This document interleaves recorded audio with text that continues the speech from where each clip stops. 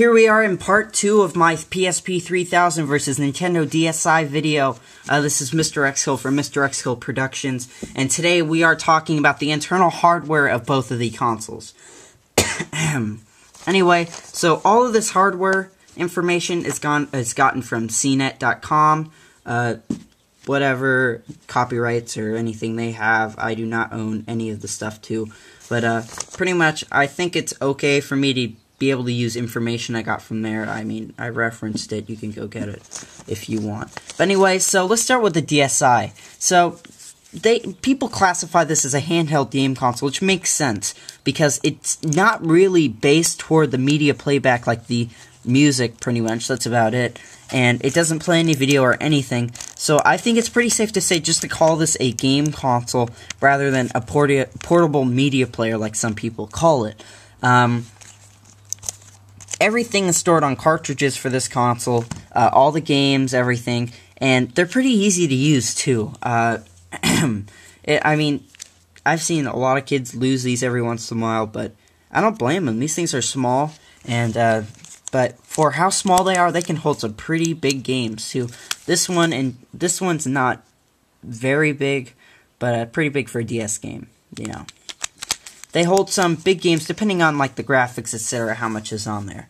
So, the DSi also supports, if you haven't noticed, SD cards. It supports SDHC, I'm pretty sure up to about 8 gigabytes. But, so, you're able to put music on these and use the internal music player in the DSi also to play music off of them. Music playback's decent, but you have to use AAC files, which is a pain.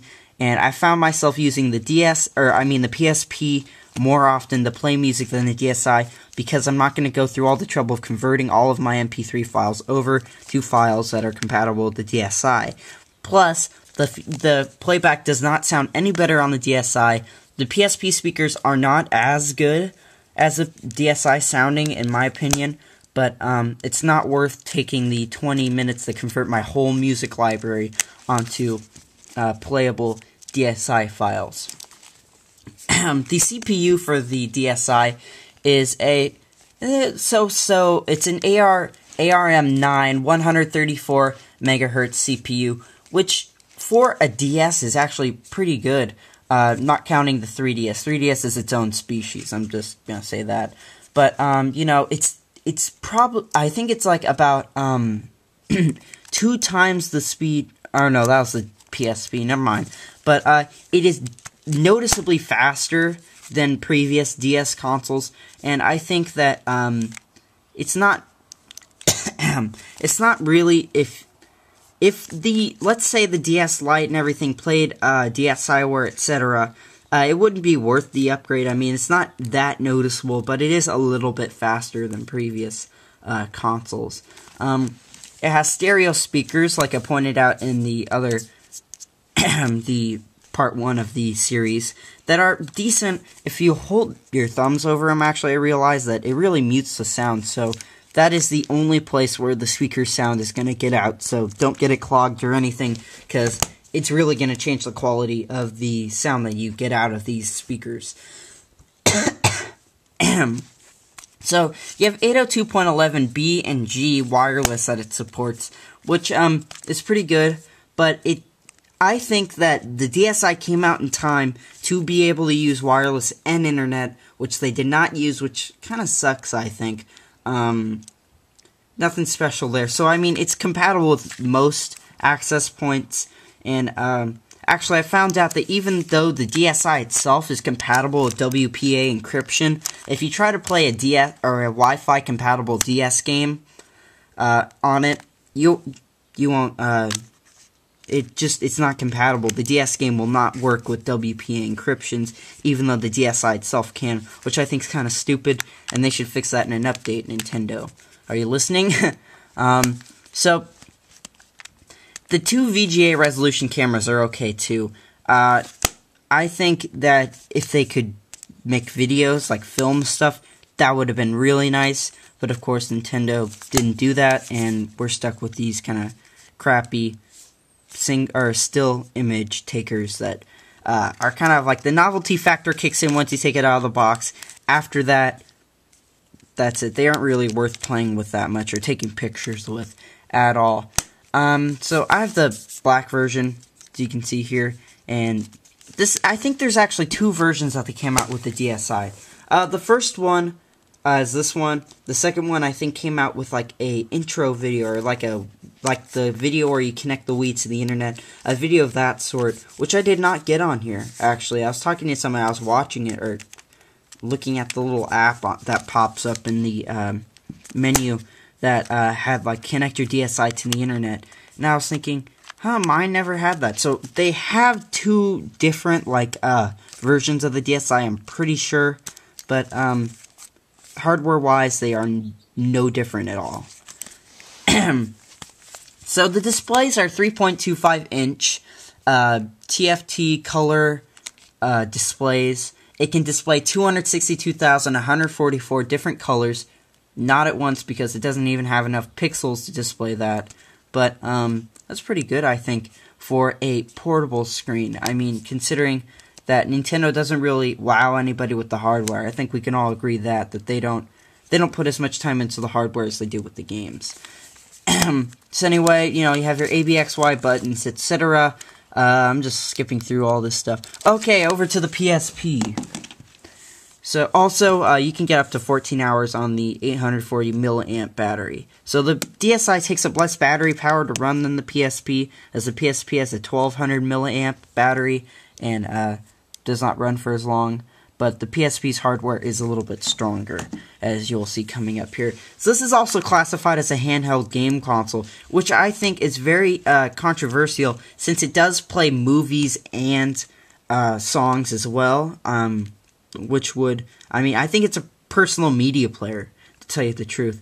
I don't know why CNET doesn't agree, but whatever. Anyway, so it uses UMD, Universal Media Discs, and pretty much these can display any kind of, they can have any kind of media on here. I mean, it's like a little mini DVD.